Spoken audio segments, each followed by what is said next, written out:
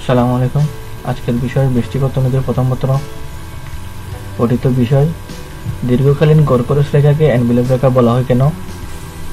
সমাধান: দীর্ঘকালীন কর্করস রেখা বিভিন্ন স্বল্পকালীন কর্করস রেখার স্পর্শক হয়ে তাদের ঘিরে রাখে বলেই একে এনভেলপ রেখা বলা হয়। সত্যসমূহ: একাধিক ইউ আকৃতির এসএসি রেখা থাকবে। এসএসি মানে হচ্ছে শর্ট এভারেজ কস্ট কার্ভ, মানে স্বল্পকালীন কর্করস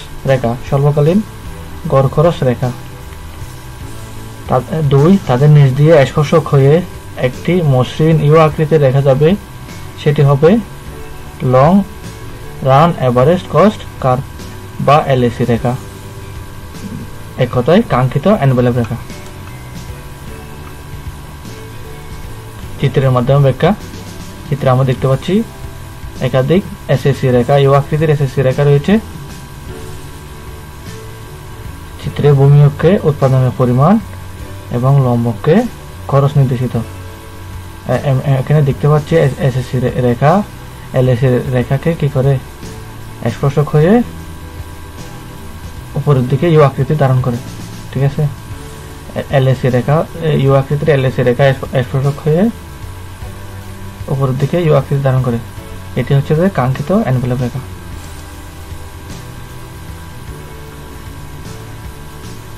চিত্রের ব্যাখ্যা। তিনটি রেখায় উৎপাদনের তিনটি আয়তন নির্দেশ করে।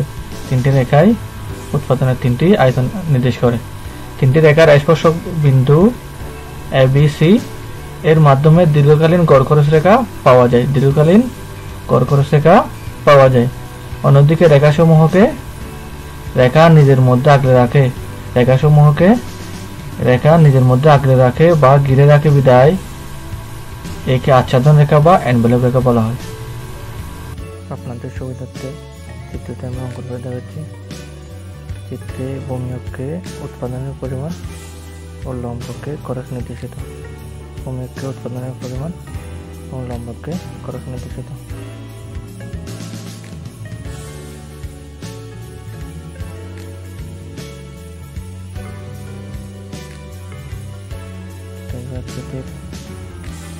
এলএসি রেখা আঁকলাম।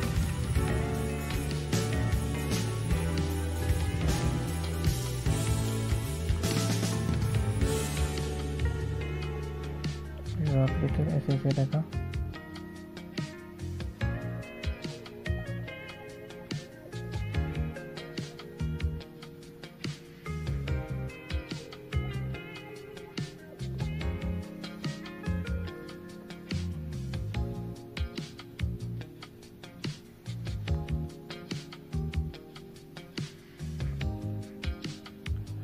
AC1 SAC short run average cost curve 2 short run average cost curve 3 স্পর্শক বিন্দু A, স্পর্শক বিন্দু B, স্পর্শক বিন্দু C। উক্ত চিত্রে এসএসসি রেখার স্পর্শক বিন্দু ABC বিন্দু ছেদ করে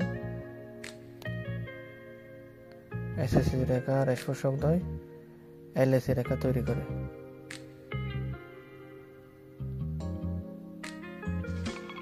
উক্ত ইউ আকৃতির এলএসি রেখায় কাঙ্ক্ষিত এনভেলপ রেখা।